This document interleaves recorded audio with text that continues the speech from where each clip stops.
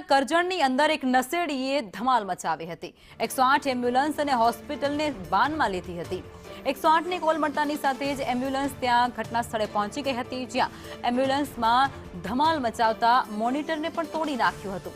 Hospital પહોંચી અને નશેડીએ dressing રૂમમાં પણ ધમાલ કરી હતી। પોલીસે ઘટના સ્થળે પહોંચી અને નશેડીની અટકાયત પણ કરી લીધી છે। સંવાદદાતા સુનિલ અમારી સાથે જોડાયા છે। સુનિલ, વડોદરાના કરજણમાં એક નશેડીએ ધમાલ મચાવી હતી, વિગતો શું? ચોક્કસથી કહી શકાય કે જે રીતે કરજણ નગરની અંદર નશેડીઓ દિવસે દિવસે જે ધમાલ મસ્તી કરતા જોવા મળે છે, ત્યારે ગત રાત્રિના રોજ 108ને કોલ મળ્યો હતો કે કરજણ નગર નવા બજાર વિસ્તારમાં આવેલા ઇન્દિરાનગર પાસે એક યુવાન પોતાના હાથ ઉપર બ્લેડ મારીને ઘાયલ થયો છે।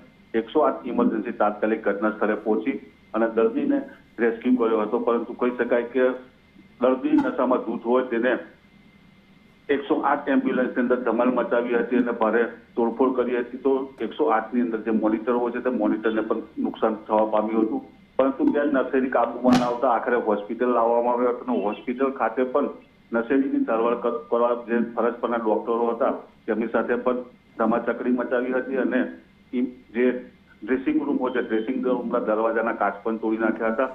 આખરે નશેડી કાબુમાં ના આવતા પોલીસ સ્ટેશનને ફોન કરીને પોલીસને બોલાવવામાં આવ્યા હતા અને પોલીસ આવી અને નશેડીને કાબુમાં લઈને કાયદેસરની કાર્યવાહી હાથ ધરી હતી।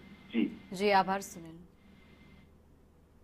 ઉછેને એવો સીધો અમે ઠીક મારી પછી આ બોટલ બચારિયા મન્ના ચા યાર મેરે બાવા यार ये वजह न